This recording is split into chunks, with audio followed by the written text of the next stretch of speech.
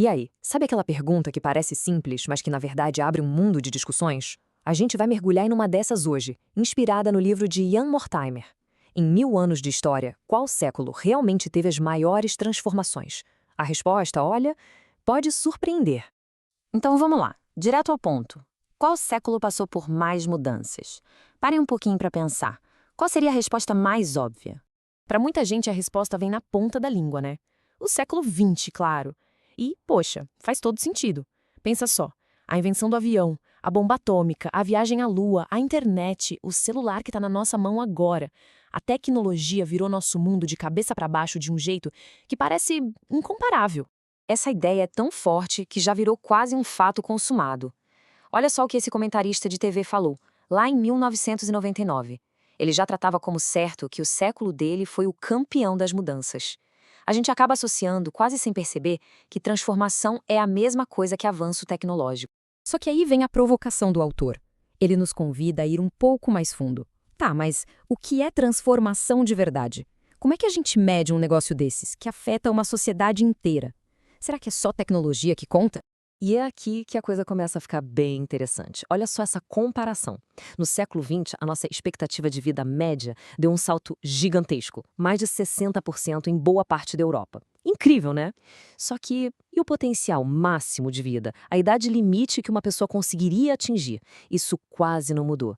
Na Idade Média já tinha gente, como São Gilberto, que viveu mais de 100 anos. Isso mostra que mudança é algo bem mais complexo do que parece à primeira vista. Então, para a gente conseguir testar essa nossa visão moderna, o autor propõe uma viagem no tempo. Vamos embarcar juntos para o século XI. Um mundo, um mundo de verdade diferente.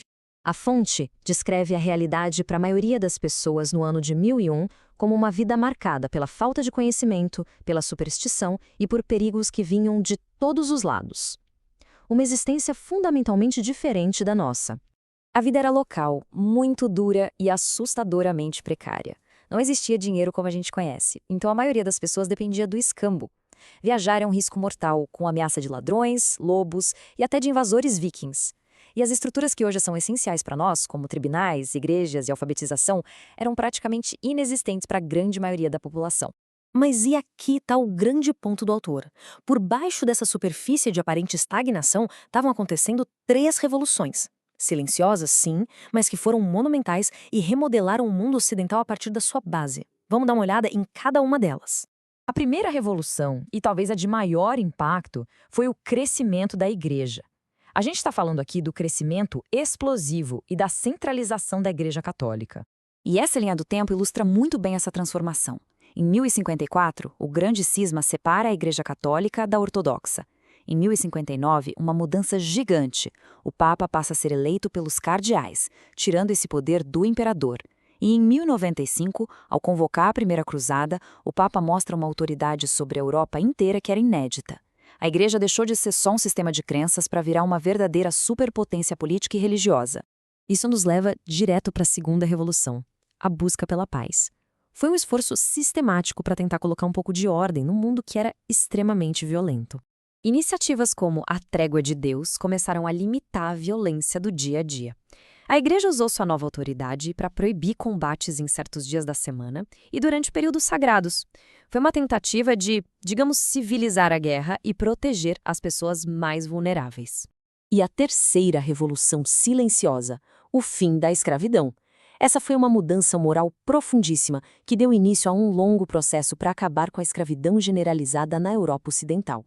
Então, o ponto crucial aqui é que o século XI viu uma mudança fundamental na percepção do valor humano. A distinção entre um servo, que estava ligado à terra, e um escravo, que era considerado uma propriedade, um objeto, foi um passo gigantesco. A pessoa deixou de ser uma coisa para se tornar um indivíduo com um lugar na sociedade, por mais baixo que esse lugar fosse. No fim das contas, o século XI prova que as maiores mudanças, muitas vezes, não são aquelas que a gente pode tocar, como a tecnologia. São aquelas que remodelam o nosso jeito de pensar, de acreditar e de nos relacionar uns com os outros. E isso tudo nos deixa com uma pergunta final. Se hoje a gente vive tão focado na tecnologia, quais são as mudanças fundamentais na nossa sociedade, na nossa psicologia e nos nossos valores que talvez a gente esteja deixando passar? Quais são as revoluções silenciosas do nosso tempo? Deixe seu like se gostou do vídeo. Inscreva-se se não for inscrito ainda. Não esqueça de ativar o sininho para receber as notificações de novos vídeos. Até a próxima!